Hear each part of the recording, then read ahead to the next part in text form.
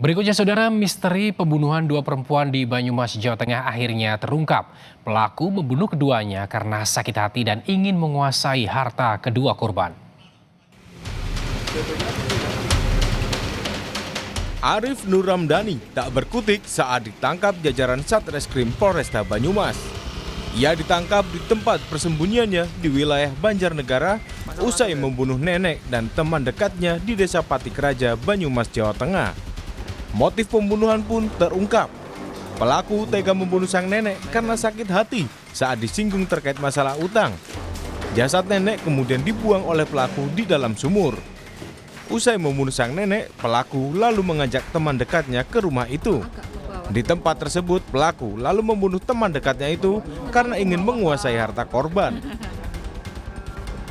Tersangka menemui korban satu, kemudian dalih meminjam uang kepada korban satu. Namun korban satu menolak dan justru mengungkit hutang tersangka yang belum dikembalikan serta meminta tersangka untuk mengangsur hutang sebelumnya. Tersangka kemudian mengungkapkan keluh kesahnya kepada korban satu. Korban justru membanding-bandingkan tersangka dengan cucu yang lainnya, sehingga tersangka marah dan tersulut emosi. Sebelumnya, dua perempuan ditemukan tewas di sebuah rumah di Desa Patikraja pada Jumat 12 Juni kemarin. Sebelum kabur, pelaku sempat tertidur di dalam rumah.